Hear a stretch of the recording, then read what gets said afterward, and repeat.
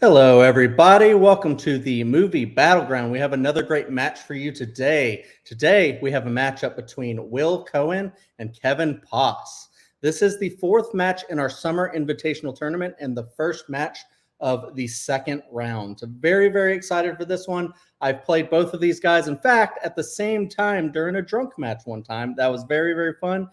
Kevin got ridiculously drunk, and it was pretty hilarious. So I'm sure we'll talk about that here in a second. I'm going to go ahead and introducing first, we have Kevin, the Philosopher, Poss. What's up, up, Kevin? Kevin is 2-2 with 1 KO, and he enters off of a successful KO win in the first round, looking to continue that streak.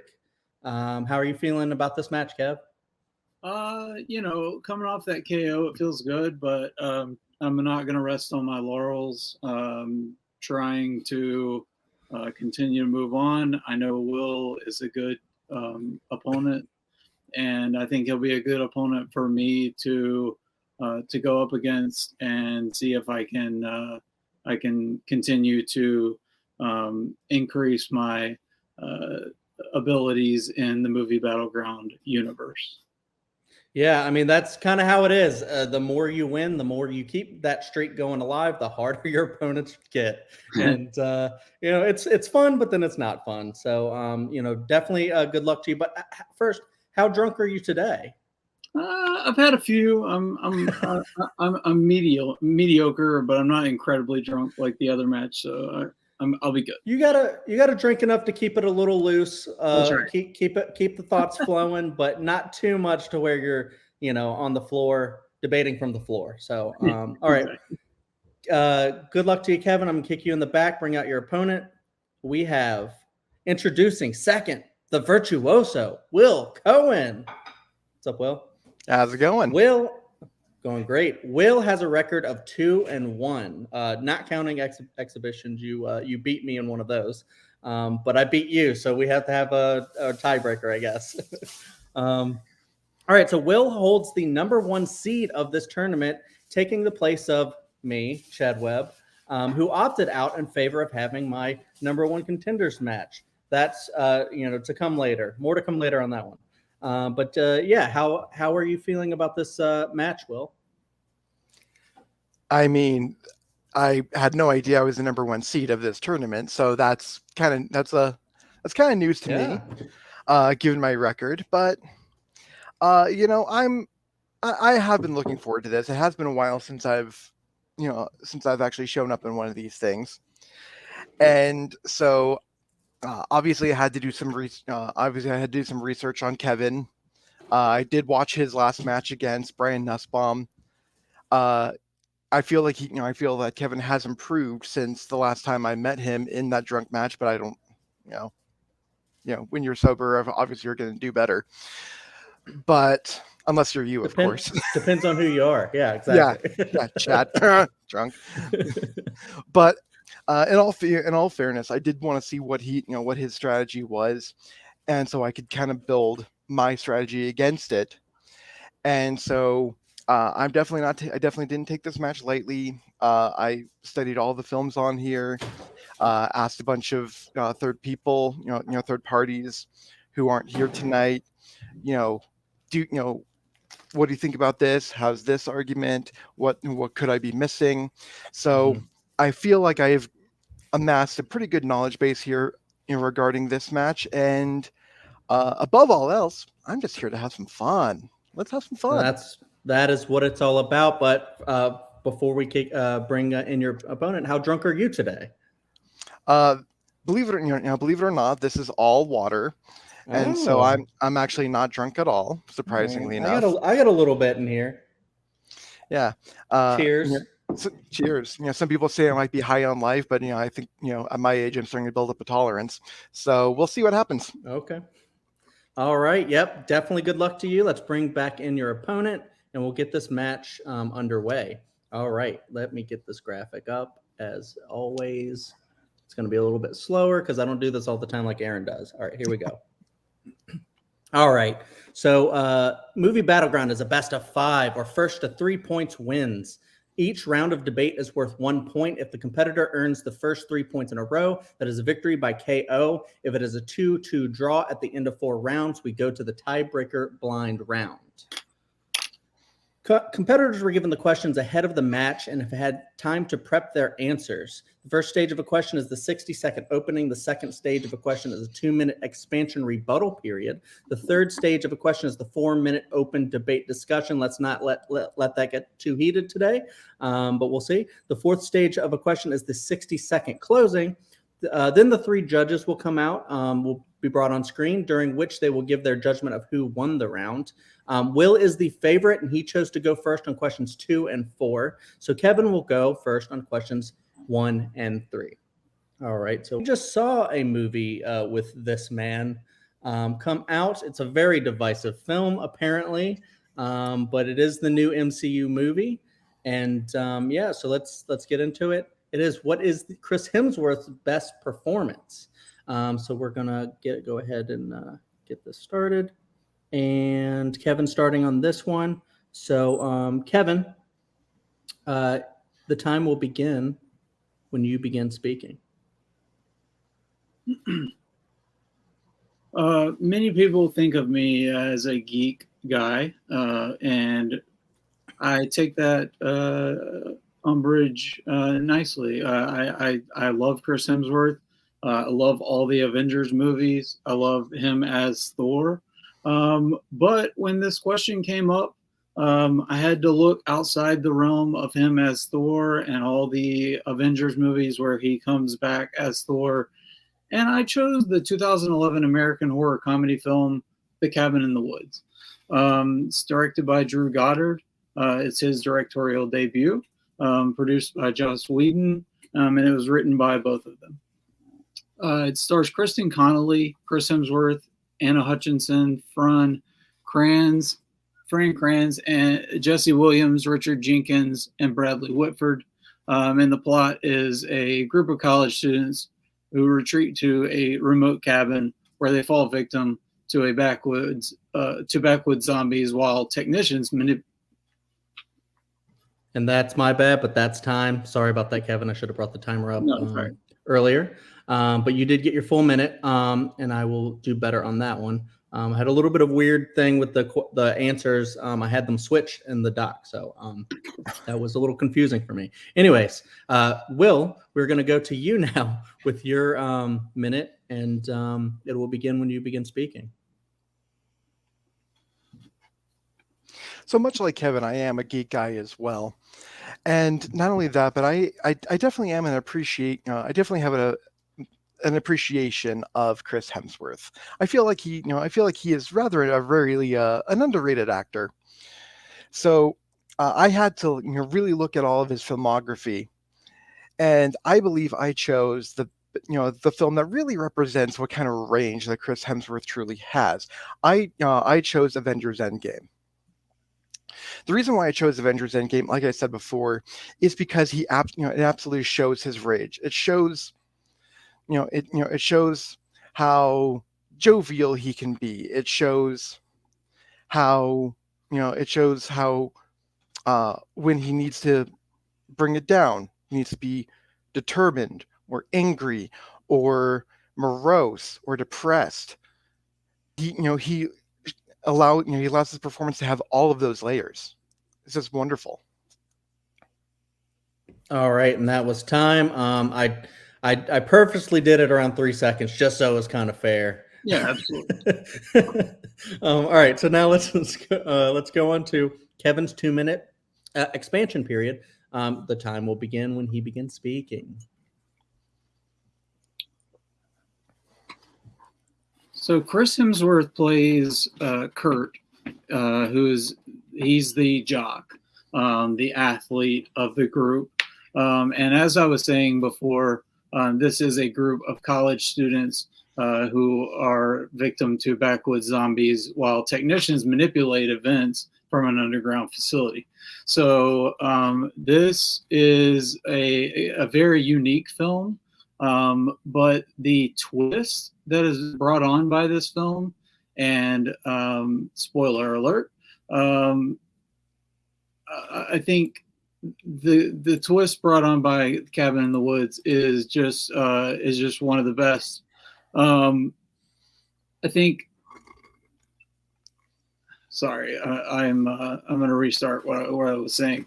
I lost my place.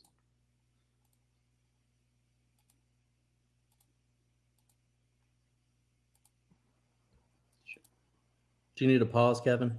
No, well, I mean, I don't know if that's an option, but yeah, all right, I'm good now. So anyway, the twist of The Cabin in the Woods is what makes this movie Chris Hemsworth's best performance, is because he plays it so well all through the movie. He is he's such a good actor, and this might be one of the best twists, I think, in terms of like The Sixth Sense and Jigsaw. This is what makes horror movies tick, and it's just a great performance by Hemsworth, and the way he I'll stop. All right, that's time for Kevin. All right, so now we're going to go on to Will's 2 minutes. Time begins when he begins speaking.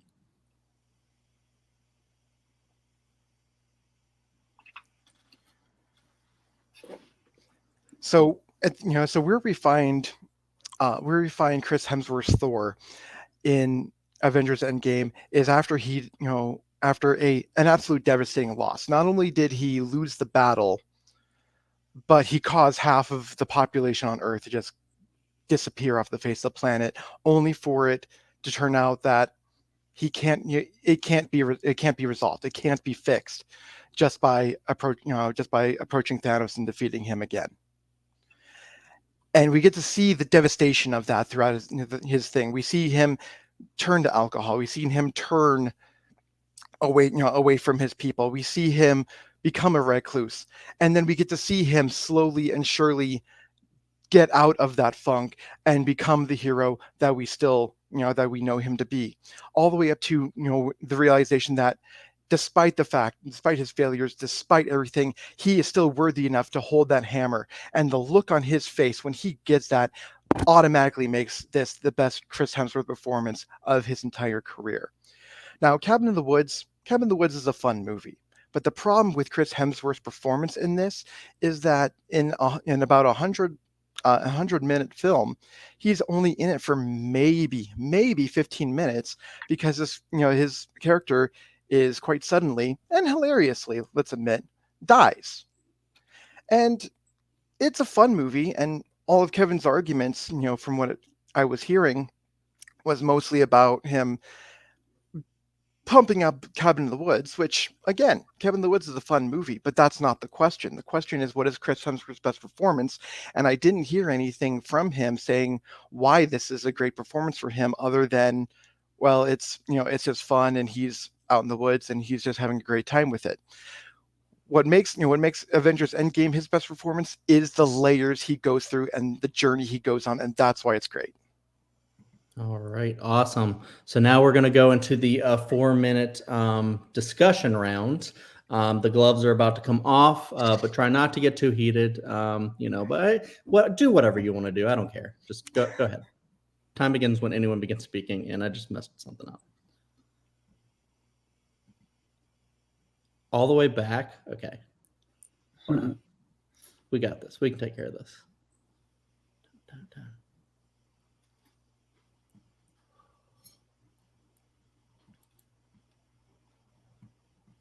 All right, I'm going to pause it there. Go ahead and begin speaking. I'll give you that 5 seconds.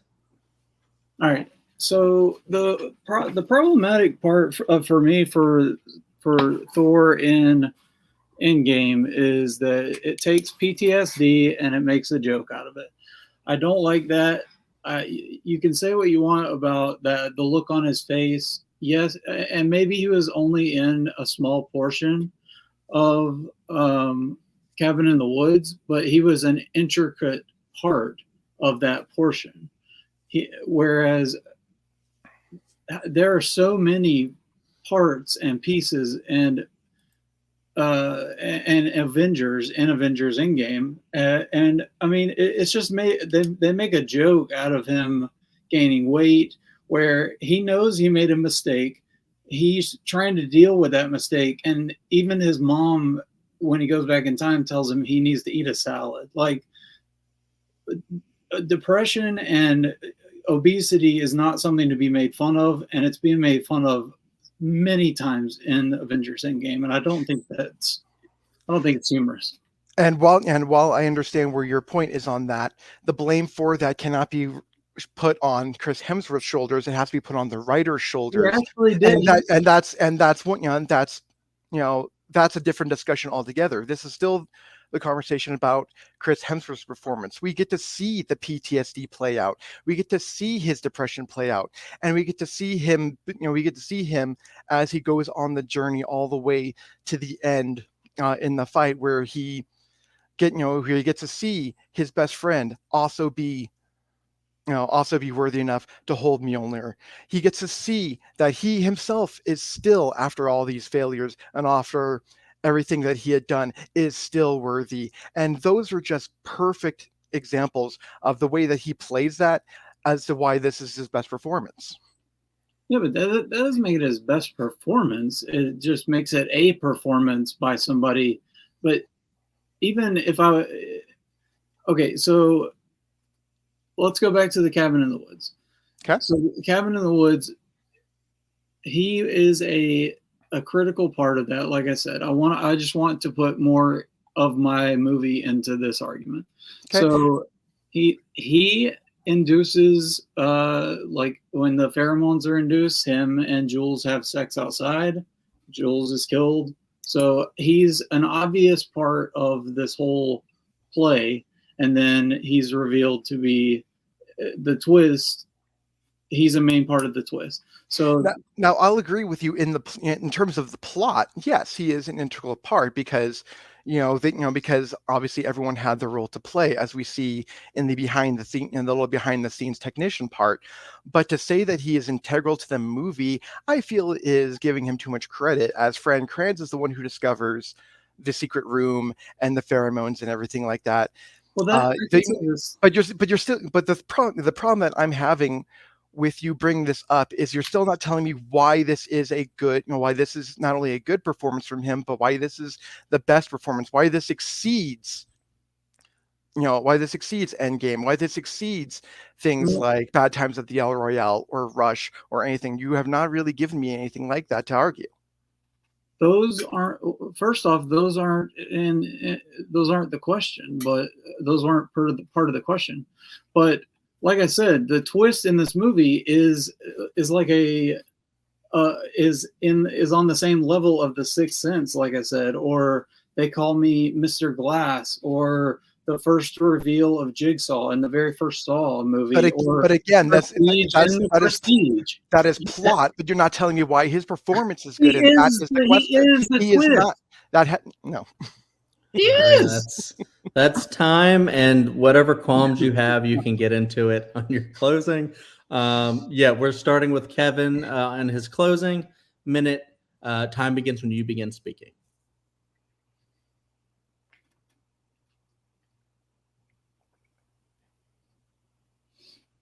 The Cabin in the Woods is a comedy horror film that Drew Goddard executes perfectly and uses the jock role which Chris Hemsworth plays, uses it perfectly. And nobody expects him to be the one who's going to be at the twist. And when it's executed, I mean, it just leaves horror fans drooling. On the other hand, you have the Avengers, which, if you're going to pick an Avengers movie, pick The Avengers. That's Thor's big movie. Or pick Thor, which is a Shakespearean, Kenneth Branagh directed. It's just excellent. But why pick Endgame, where they bring in the fat shaming and the PTSD and his alcoholism and things that are just unnecessary. All right, that's time. And now we're going to go into Will's closing minute. Time begins when you begin speaking, Will. Again, the PTSD shaming and the fat shaming cannot be blamed on Chris Hemsworth. It has to be blamed on the writers. You can still take his performance and what he did with the role and still claim that that's the best one because of the absolute layers and the portrait he portrays as someone going through PSD and depression.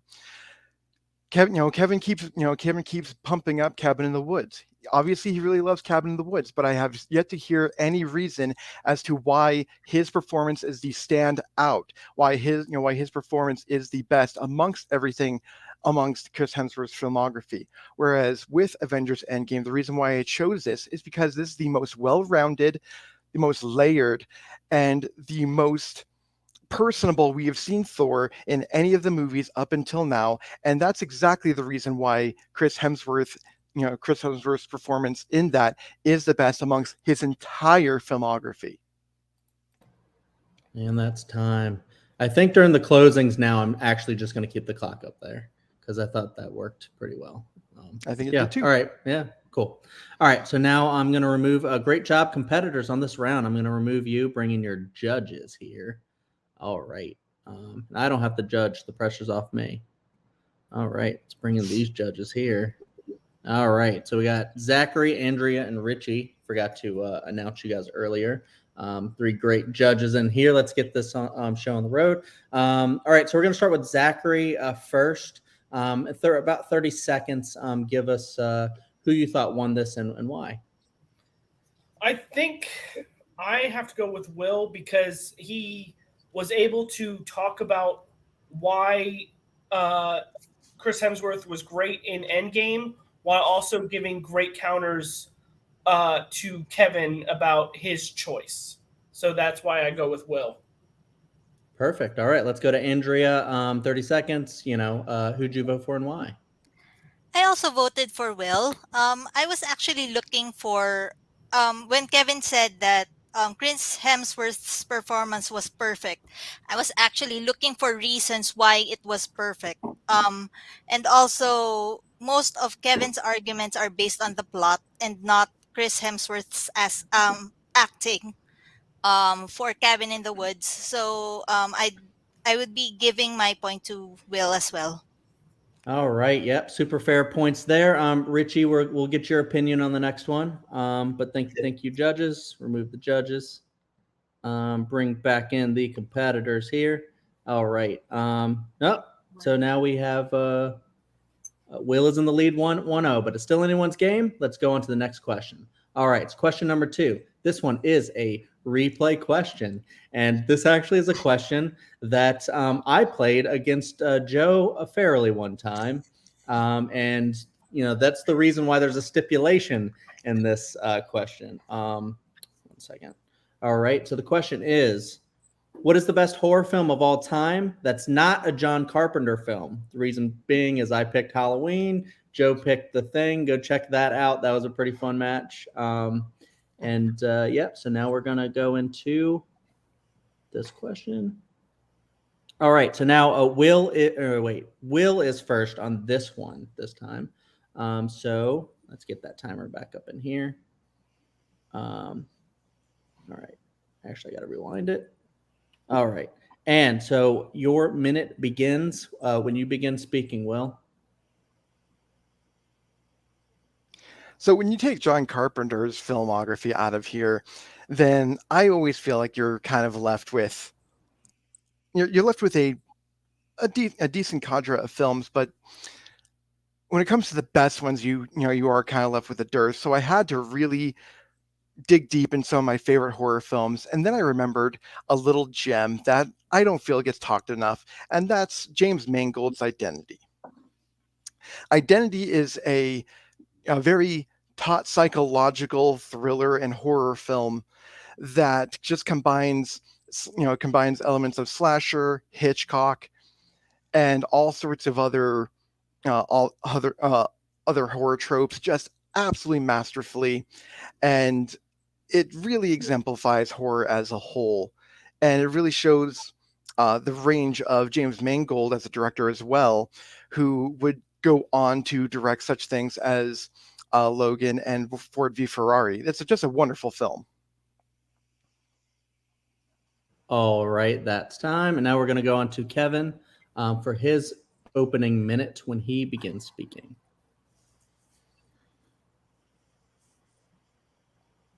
Unlike Will, I didn't pick a film that was a neo-noir slasher, nor did I pick a film that was loosely based on an Agatha Christie novel. I picked a unique film written and directed by John Krasinski. It's 2018's A Quiet Place. I believe this movie it grossed more than $350 million worldwide.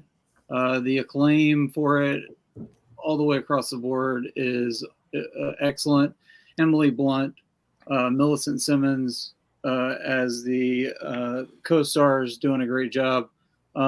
This movie is top notch. It garnered a Quiet Place 2, a sequel which just came out recently. So I'll get into more of this in my 2 minutes. All right. Great timing all around. Now we're going to go back to Will for his 2-minute expansion. Time begins when you begin speaking. Identity really needs to hold a candle or hold a place in the pantheon of films such as such as The Sixth Sense, such as Psycho, such as all of these great films, for one reason only: you do not see this film coming at all. It's about a bunch of strangers meeting in a hotel in the midst of a torrential rainstorm, and the more the events keep going, the more you realize that something is deeply sinister at hand, especially when a lot of these people start getting picked off one by one. And then not only do they get picked off one by one, but their bodies just mysteriously disappear, and all that's left is a hotel key. And then when you finally get the twist, it blows you away. This is just very well written, well directed. You have stars such as John Cusack, you have John Carroll Lynch, you have Alfred Molina. It's a great cast, a well acted cast.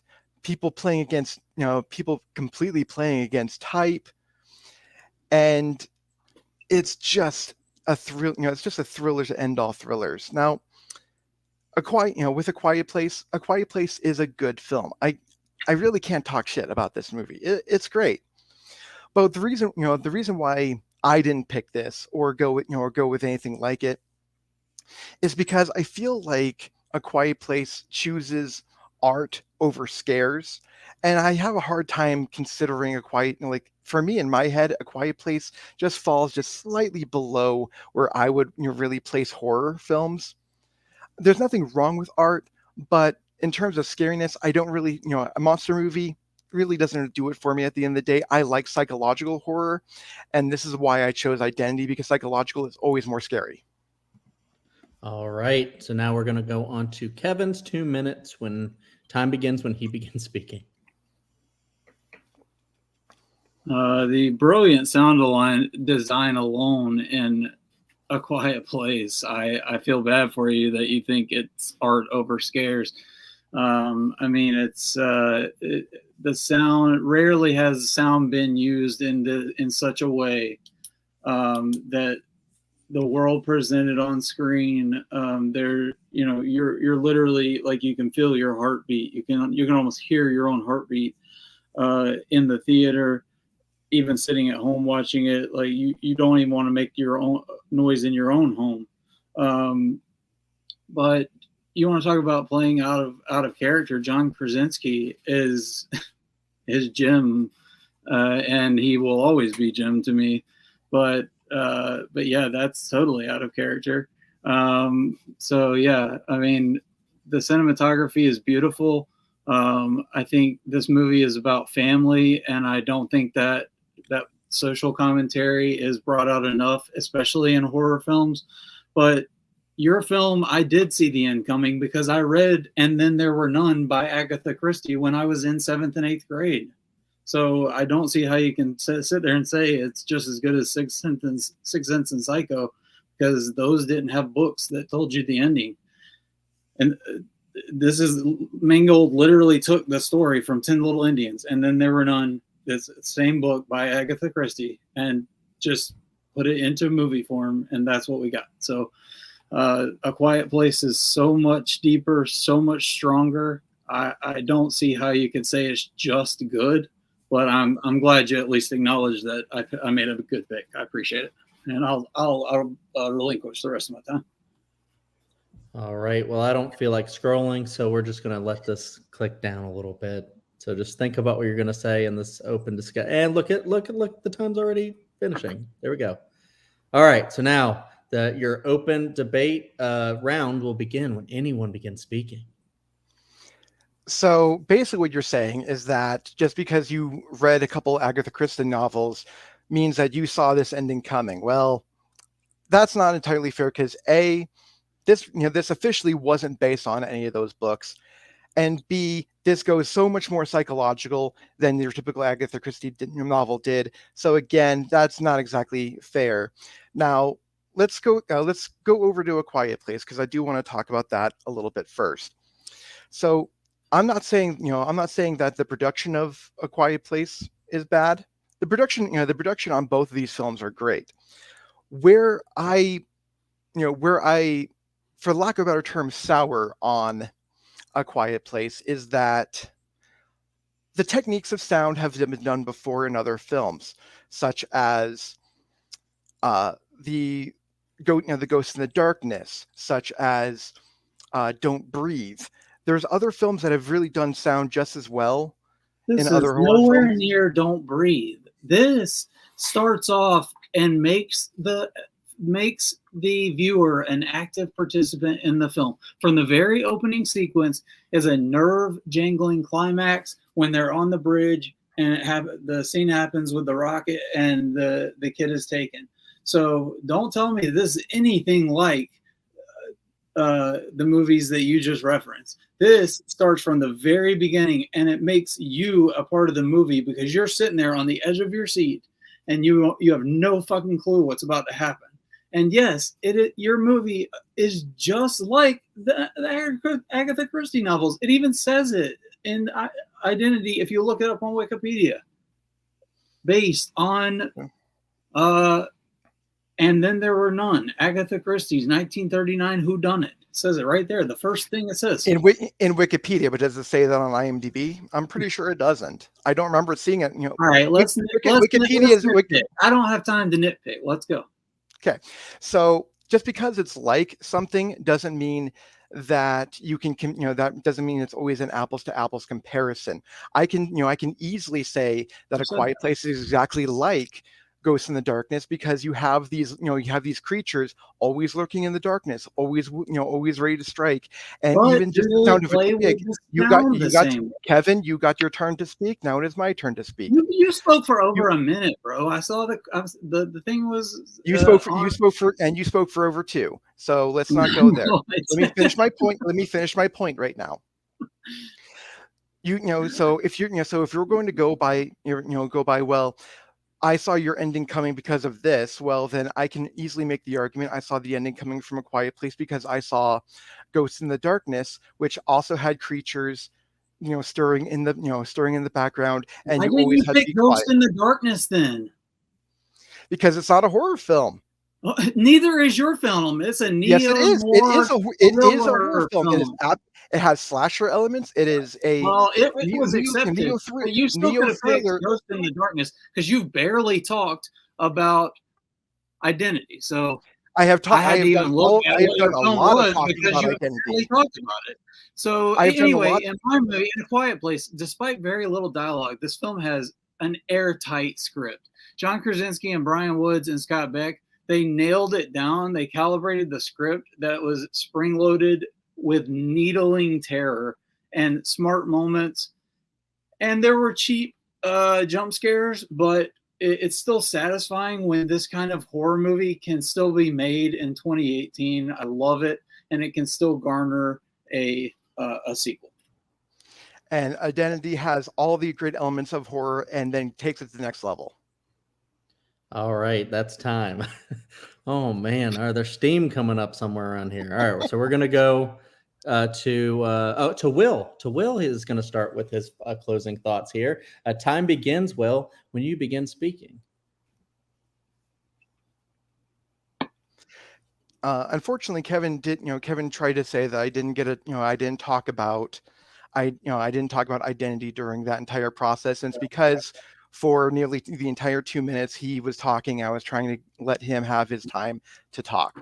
Identity uses atmosphere. It uses psychological elements, and there are slasher elements. It uses all of these great horror elements and wraps it into this thriller horror film that just keeps you on the edge of the seat the entire time. It's a great script, the great soundtrack, great performances, great direction from James Mangold, great cinematography. It has all the things that make a taut, dark thriller, and also with a twist you just do not see coming.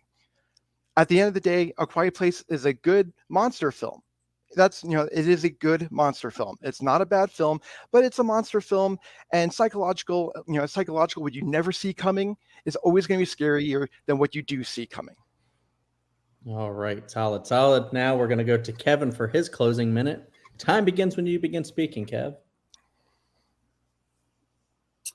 I'm going to close with a John Krasinski quote, but I'm going to first say that Will... All right, never mind. We live in a world where you see all these movies like Marvel movies, and there's so much sound going on, so many explosions. I love those movies. But there's something about all that noise that assaults you in a way. We thought, what if you pulled it all back? Would that make it feel just as disconcerting and just as uncomfortable and tense? We thought, is this too much? Will people find this more of an audible experiment and not a movie? I decided to take a big leap. I thought, if I'm worried that people aren't going to get it, then I'm probably doing something right. And John Krasinski nailed it on the head. And he created something beautiful. And I don't know what Will's been talking about this entire time, but A Quiet Place is an excellent movie that, yes, it does have monsters in it, but you barely see them. It is just a great movie. All right, that's time. Great job, competitors. Going to kick you in the back. Bring out the judges. Let's get this order right. Oh, wait, no, I got to format this correct. Yeah. Boom, boom, boom. But first, I do want to no like fact checks because I don't really do that. Aaron does that. But I did just want to say James Mangold is a dope ass director. He's directing Indy 5, which is kind of cool. But also, I don't know, and don't take this into consideration because it's nothing to do with the arguments. But why do you pick Identity and not Scream? I don't understand that. Anyways, I haven't seen Identity. I need to check that out. All right, so we're going to start with Andrea this time. 30 seconds. Who'd you vote for and why? Okay, my vote went to Kevin in this round. I just think that he was able to give me more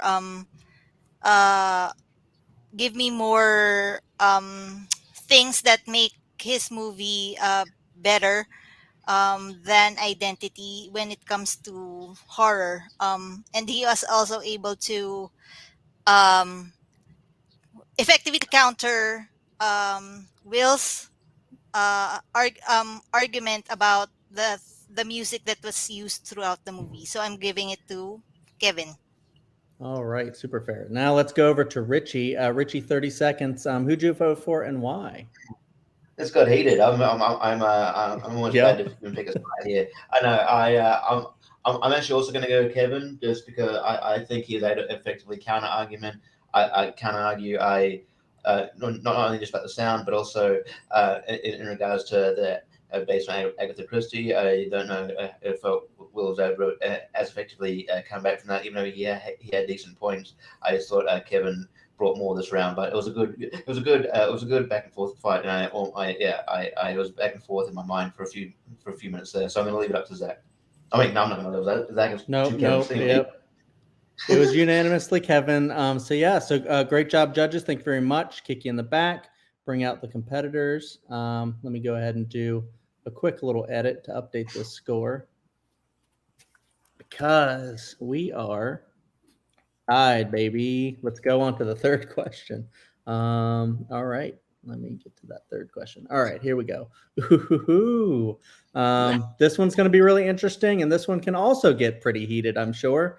Because this is one of the most kind of divisive franchises ever now. But luckily, they're only talking a portion of this franchise. The question is, what is the worst? No, wait.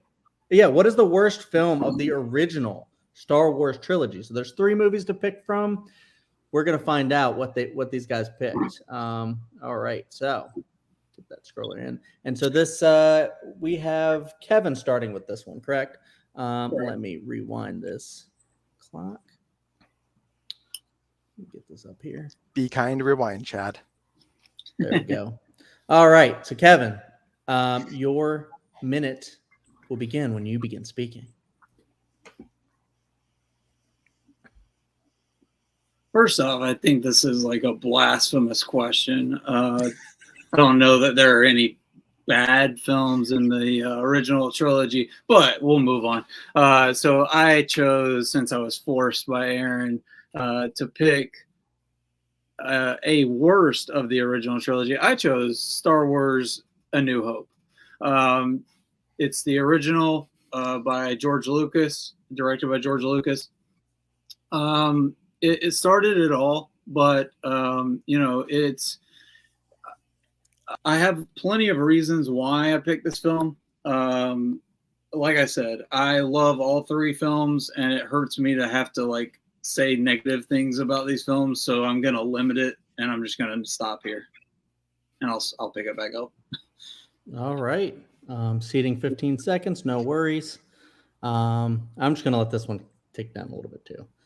Will, think about what you're going to say for 5 seconds, and then you can start whenever you begin speaking. So will your time will begin.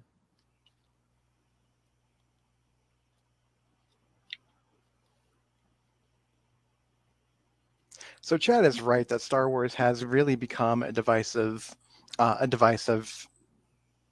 franchise here. And so when it really comes down to the core 3, where everything else just kind of stemmed from there, it really is hard to kind of pinpoint a worse one. So what I did is I started thinking about what really would make a worse one, and that's why I chose Return of the Jedi. Yes, I too can hear Joe Farrelly shouting my name in horror all the way from England. Let's move on. The biggest reason why I chose this is just the lack of consistency within the trilogy leading up to this. You had great plot points in New Hope, you had great plot points in Empire, and none of them paid off in the final film of this trilogy. I'll obviously elaborate more, but Return of the Jedi is the worst of the 3. All right. Strong words there. No one's pissed off about either of these choices right now. They will be. So, all right, but You will be blood. Please put that Yoda quote in there. You will be. All right. Yeah, Aaron, note for you. Throw in a Yoda quote, apparently. All right. Kevin, your 2 minutes begin when you begin speaking.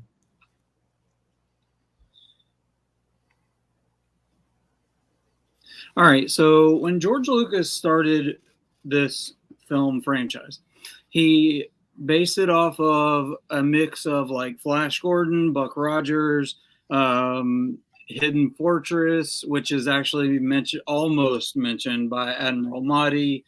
The spice and moisture farming are taken from Dune.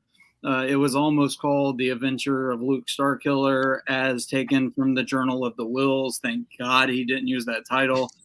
John Williams' theme was inspired by King's Row. So a lot of stuff being taken from a lot of places and put together, and kind of just it's almost like throwing darts in a dark room at a dartboard. But we focus on non-human characters in this film, which I think is kind of weird. So we start by focusing the first 30, 45 minutes of this film is R2D2 and C3PO. And you want to talk about inconsistent storylines, like they go separate ways when they in the desert, and then they end up back together in the Jawa's crawler. Darth Vader and the Empire just let the droids get away in an escape pod right there at the beginning. I guess a film in the franchise, but I mean, they should have been able to tell that they were in that pod. I mean, it was just this film has a lot of issues, and like I said, I love the film, but I'll close my 2 minute with, Chewie didn't get a fucking medal, and that pisses me off. So I'll probably close my whole argument with that. But anyway, Chewie didn't get a fucking medal. But anyway, all right, I'll stop with that. All right, and we'll just, we'll reflect in these 10 seconds about justice for Chewie, because, that may or may not be bullshit. Let's see. Let's have the judges decide that, I guess. I don't know.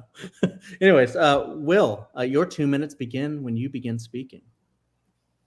So George Lucas may have had a lot of different inspirations taken from this place and that and mashed it all together.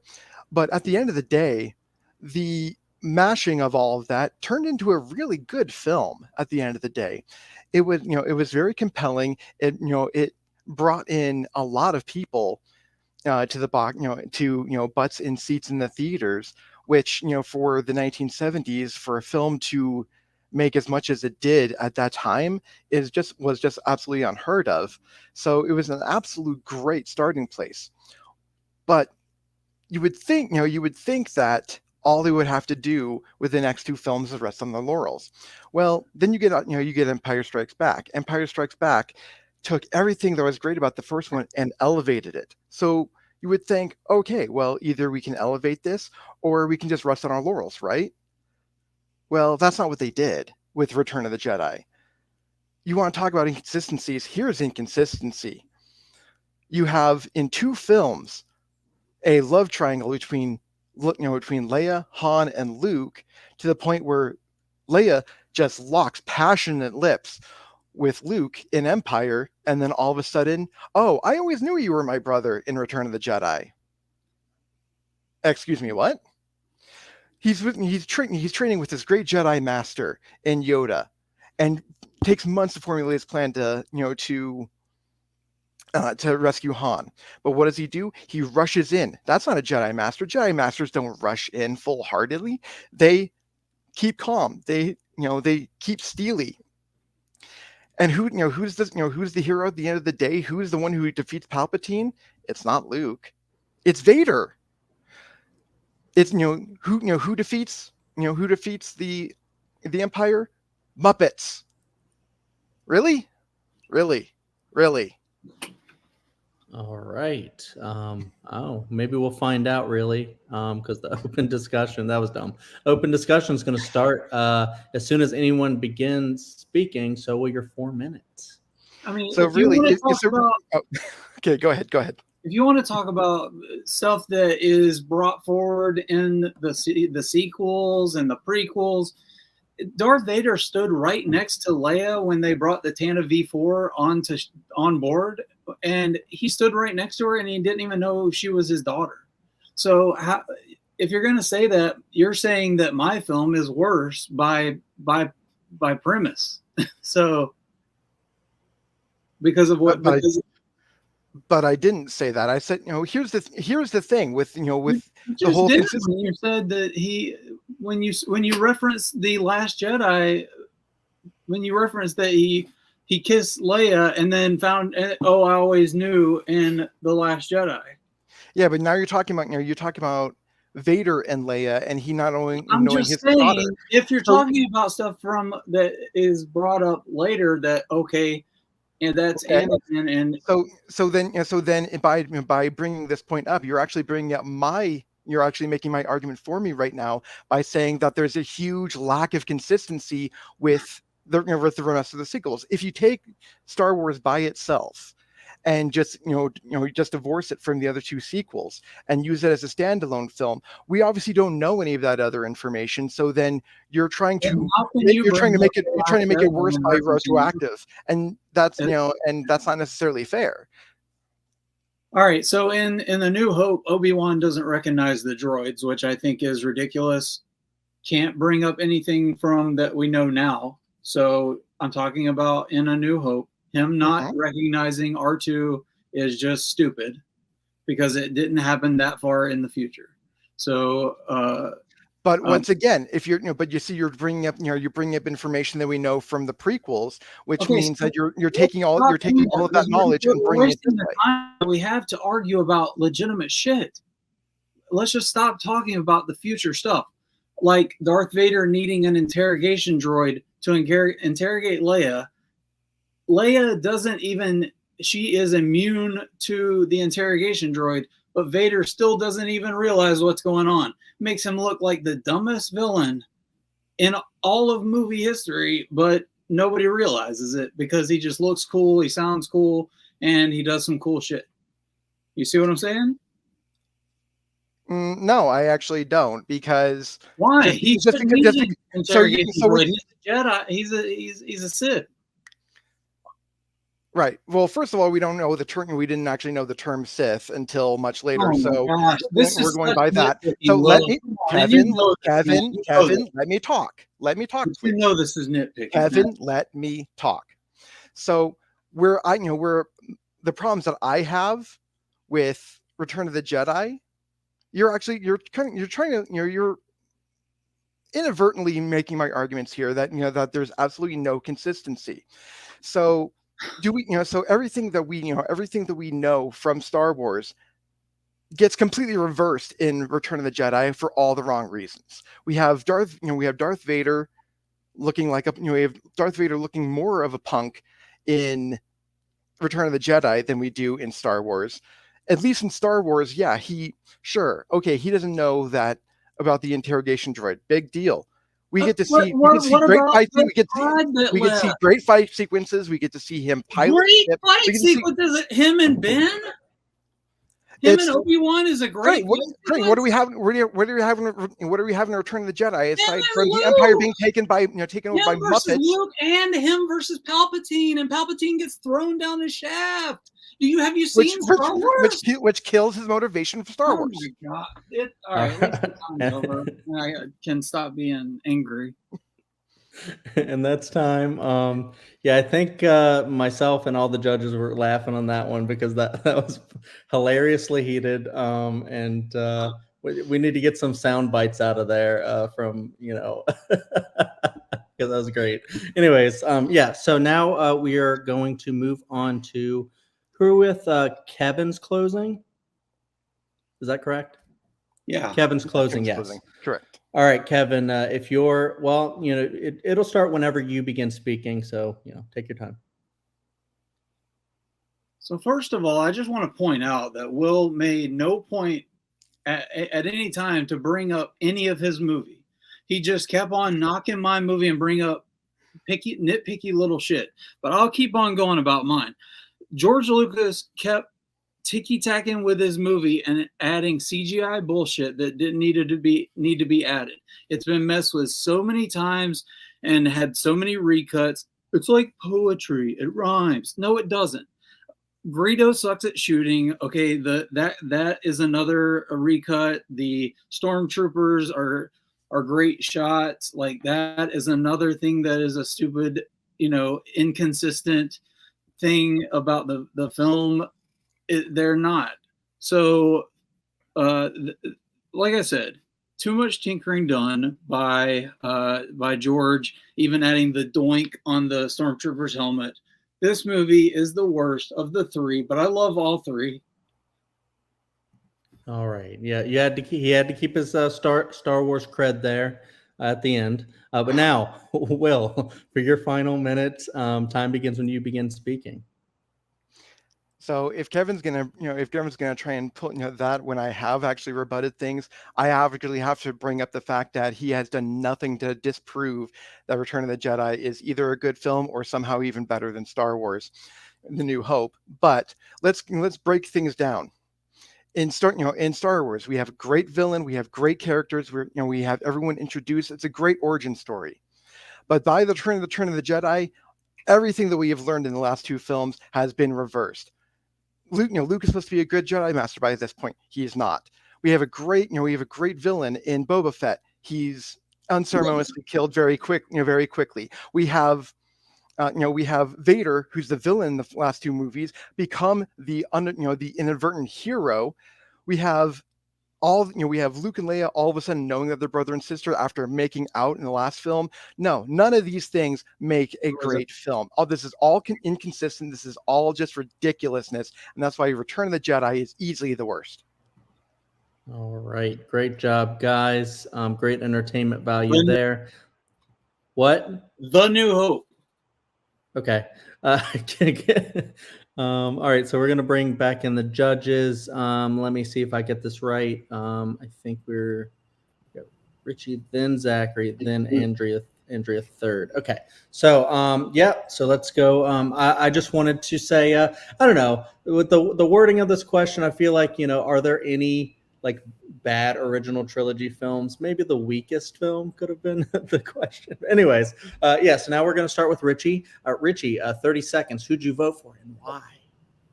It's like watching two brothers fight. I ultimately, I think, with Will's inconsistency, I do think Kevin kind of made it for him. I agree, so I went with Will. I just think, like he had a bit of rebuttals, and I think, I think maybe Kevin has tripped up a few times, so I'll go for Will. All right, now we're going to go to Zachary. 30 seconds. Who'd you pick and why? I also went with Will. I feel like he brought up more examples of why Return of the Jedi was worse, with like the lack of consistency and talking about the Ewoks and Darth Vader, and just he brought up a lot of points why his movie was worse. So that's why I also went with Will. All right, great job, judges. Thank you very much. Kick you to the back. And this is, okay, there's a little bit of a stipulation there. It is, what is the best romantic comedy franchise of all time? I don't know how many like there actually are, but let's see what these guys picked. We're going to start with Will this time. And let me get that clock back up here.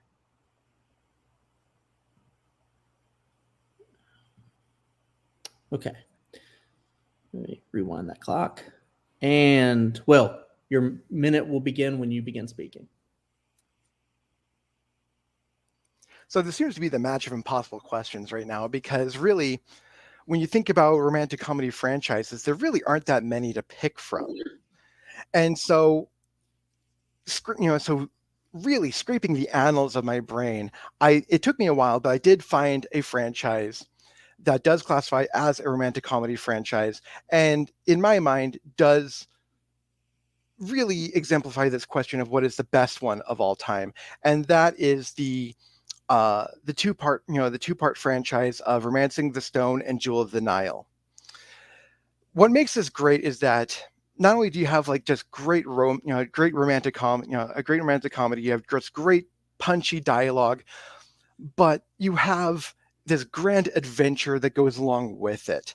You have Michael Douglas and Kathleen Turner just playing off of each other like, just verbal sparring partners. It's just, when it's not big action, it's verbal chess the entire time, and it's just wonderful to watch. All right, that's time on that one. Now we're going to go to Kevin's opening minute. Time begins when you begin speaking. I picked the Bridget Jones' Diary film series, Bridget Jones' Diary, Bridget Jones' The Edge of Reason, and Bridget Jones' Baby. I relinquished the rest of my time. All right, I didn't expect that one, but that's fine. We will fast forward a little bit here.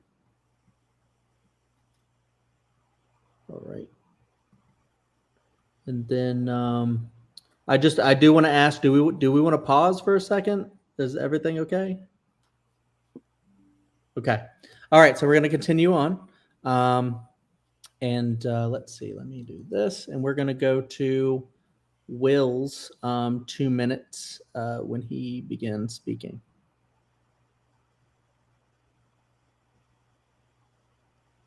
So let's touch base on on Romancing the Stone first. Romancing the Stone shows this romance writer who inadvertently gets sucked in to this this jungle adventure that she wasn't expecting to go on, and then you have Michael Douglas come in, save her from peril, and then they just start just verbally sparring with each other, just testing each other's patience, just trying to find every nerve to hit, just your typical screwball comedy. And then each character starts getting more and more vulnerable with each other, and more vulnerable, and then this wonderful romance occurs. And then it just keeps getting more action packed, and the romance keeps building. It's just wonderful to watch. And you would think, well, that's great for one film, right? But then Jewel of the Nile happens. And Jewel of the Nile does what every other sequel should be doing, as trying to at least match, if not find a way to exceed what you have before it. Jewel of the Nile managed to not only have a storyline that made sense as to why they were in another mess to begin with, but it shows the romance even getting stronger. It shows them becoming more of a partnership throughout, eventually resulting in their wedding at the end of the film. But then you still have great action, you still have great dialogue, you still have just punchy jokes, you still have everything you could want for a romantic comedy. Can I get the time, please? Yes, you can. Sorry. Yes, you can. Yep. Okay. All right, perfect. So Michael Douglas and Kathleen Turner are just wonderful together. This is a wonderful franchise from start to finish, and this really, truly is the best romantic comedy franchise. All right. Sorry, I stole a couple seconds there from you. Don't worry about it. All right. So now we're going to start with we're going to continue with Kevin for his 2 minutes when he begins speaking. So the first Bridget Jones movie was released in 2001, directed by Sharon Maguire. Sharon Maguire returned to direct Bridget Jones' Baby in 2016. Beeban Kidron came on to direct the direct sequel to Bridget Jones' Diary, The Edge of Reason, in 2004. There's a lot of consistency amongst the cast. Renee Zellweger, Colin Firth, Hugh Grant, Jim Broadbent, Gemma Jones are her parents in all three films, which is something I think is unique and admirable when you have especially a rom-com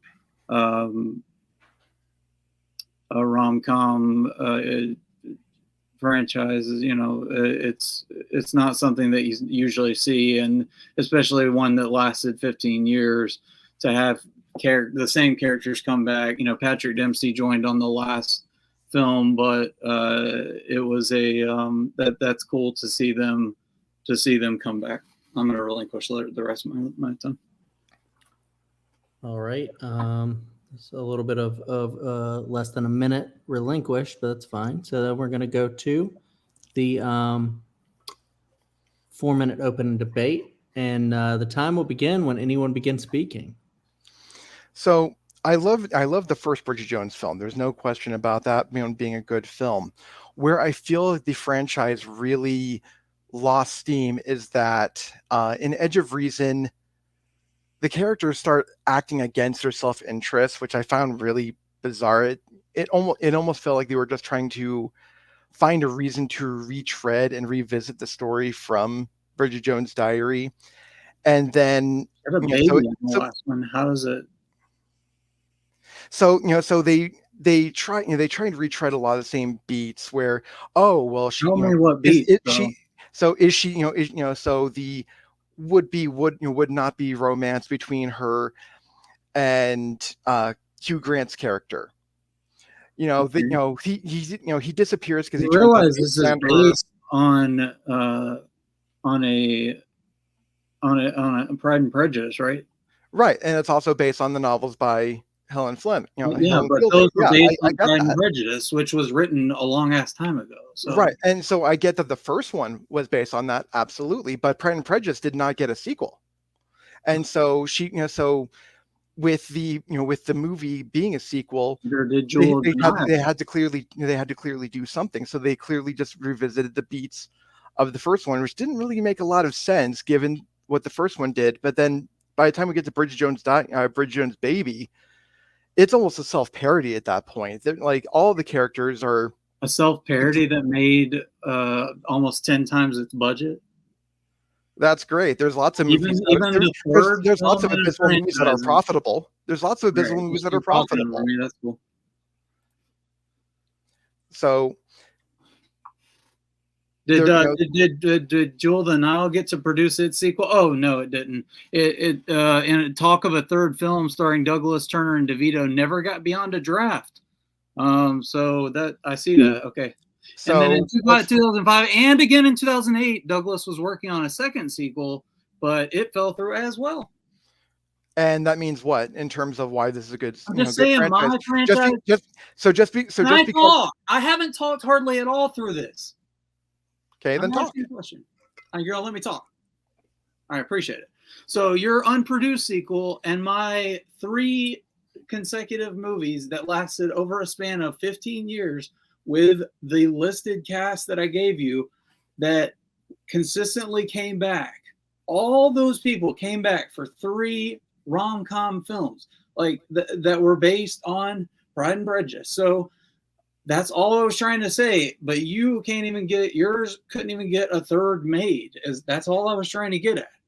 So, but that I don't understand why that is a hit against my franchise when all 3 of those films are just far from consistent. The quality just dips very low between 1 and 2, and then even lower between 2 and 3. These are not great films after the first one.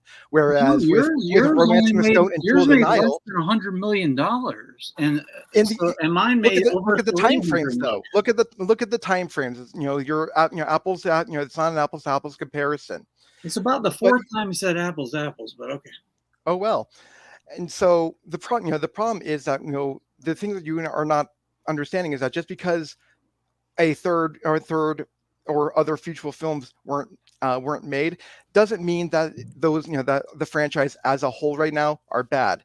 Romancing the Stone and Jewel the Nile far exceed anything that came after Bridget Jones' Diary. Easily. Why do you say that? Because because the films were consistent in quality, whereas Bridget Jones failed to be consistent quality afterwards. Because Bridget Jones seems to me, when Bridget Jones' Diary can make a 282 million on a 25 million budget. The Edge of Reason can make 265 million on a $40 million budget, and The Baby can make 212 on a $35 million budget. All right, go. Judges, strike that or not, I don't know, but that's fine. Time is up. But we're going to go to Will with his closing minute when he begins speaking.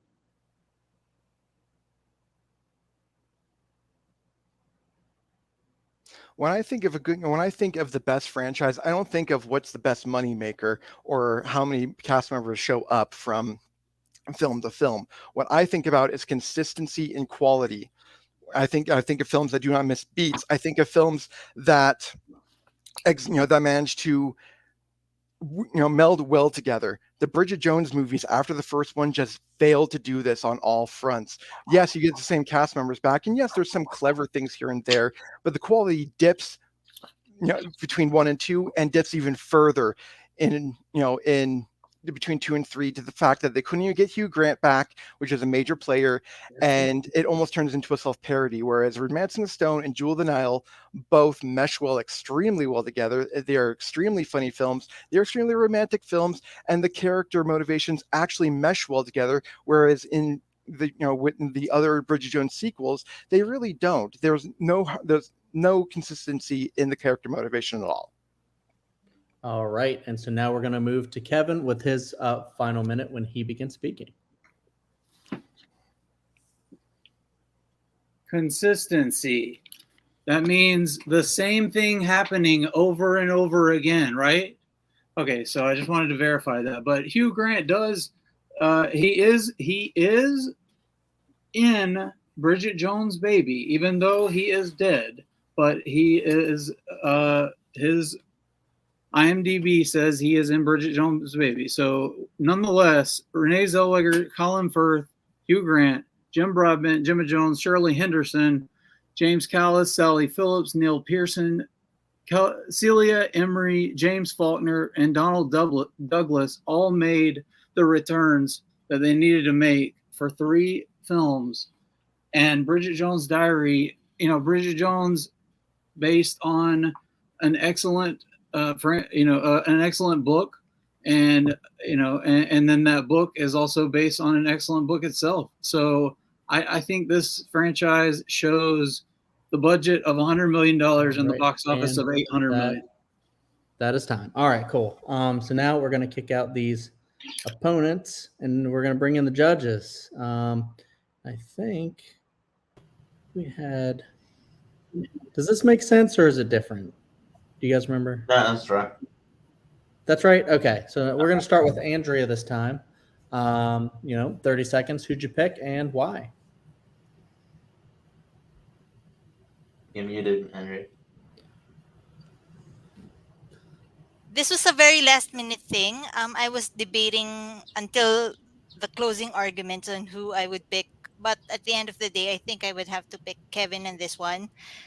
Just because he was able to really, at the end of at the closing argument, he was able to like flip the consistency on its head, which I really liked, and he was able to basically counter all the things that were being thrown at him in his closing arguments. I'm going with Kevin. All right, now we're going to go over to Zachary for 30 seconds. Who'd you pick and why? I actually went with Will because I actually think he had better counters to Kevin's choice, and I felt like he was able to showcase more of why his franchise was a little bit better. All right, so now we have a tie here. So we're going to go on to Richie. Richie, 30 seconds. Who'd you pick and why? All right. I ultimately went with Will here because I think I feel that he gave more reason as to why it was the better movie in terms of plot, in terms of story, and doing a bit better franchise in terms of story. I think Kevin was a bit hung up on the box office, which it's not what's the most successful franchise. It's the best franchise. So I have to go for Will here. All right, perfect. All right, thank you very much, judges. You were all so great. I'm going to kick you out. And then your winner, the Virtuoso, Will Cohen. All right. How you feeling about the win, Will? I'm exhausted. Okay. I knew at the end of the day this was going to be a fight. Especially when there was a fucking Star Wars question. I know that Kevin knows his Star Wars. He is someone you like. There are two people that I feel like you don't fuck around with Star Wars on: Joe Farrelly and Kevin Poss. And I feel like I had to get absolutely bloodied to get that point. I was shocked I got that point. Yeah, with the Star Wars one, I've been there. I had to face Joe Farrelly with the Star Wars question. I thought I did quite well and still lost the point. So I know how it feels with Kevin. I don't think I know as much as they do about Star Wars, but I still thought I did a great job. You did a great job. I think Kevin also did a pretty good job. Andrea said she would have given him the point, but I know what the score says, but really, this was closer than that score said. Kevin put up one hell of a fight here, and there's nothing he should be holding his head in shame about. This was a very competitive fight, and you know, another set of judges, this very well could have gone his way. So it just happened to go my way this time. We face each other in the battleground again. Who's to say he doesn't win? You know, That's for damn sure. It just matters the configuration of judges. There's so many things said in a round of debate, and then someone has to pick someone. At the end of the day, you just got picked right? more. But we didn't get to the blind round question, so you never know if For the if first time in my there you last go. 3 fucking matches, I didn't go to the blind round. Yeah, so we don't know how it would have went if we would have gone to the blind round, but yeah. Exactly. So let me go over this. Will now moves on to the semifinals of the tournament, playing the winner of Medee Raymond and Jeremy Adams. Oh man! All right, who would you like to face most out of those two? A plastic bag over my head? I don't Option know. C. Okay. Between it, you're basically asking me, would I rather be hit by a bus or a train?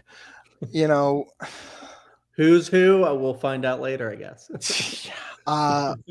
Medee, hi, come on. Okay. I think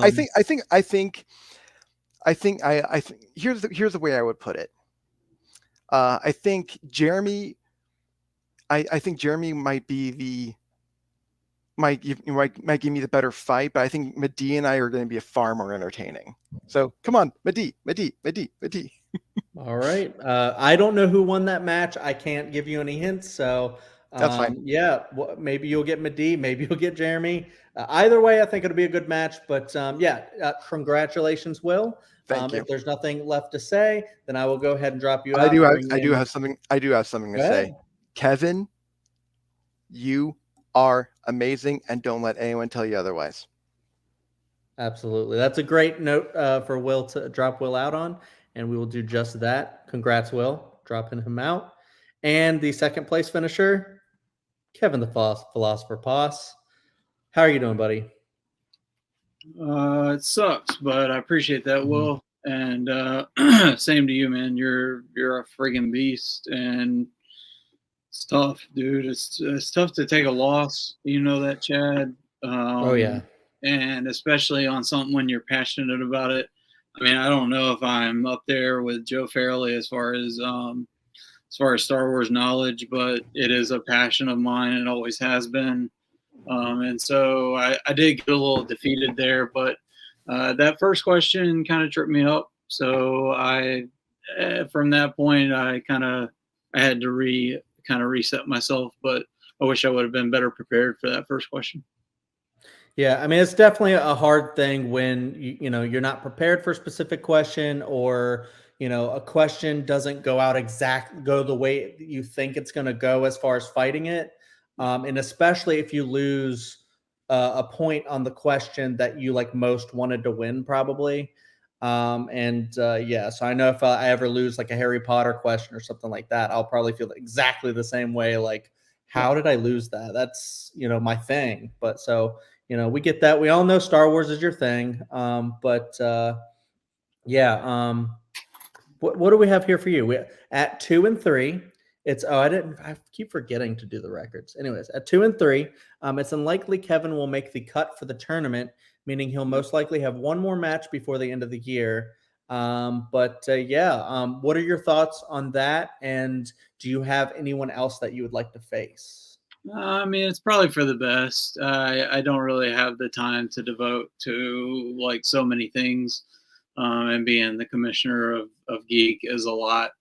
So, for sure. I'll do my best in the one match I get, or whatever matches I get for the rest of this year. And I'll take whoever. I don't really pick and choose like that. I don't know who's 2 and 3 or around my level, but yeah, I mean, I will pull for Will in this tournament for sure. So he'll be my horse that I pick in this race, and best of luck to him moving on in this tournament, no matter who he faces. All right, great sportsmanship here in this match. Yeah, that's kind of the thing is like it does take a lot of time to devote to this, and it can be very stressful. It can also be very fun. But yeah, I know you got a lot going on. I know uh, maybe like 2023 comes around, maybe we'll see a new Kevin come around then. Because you have like improved, you've been getting better.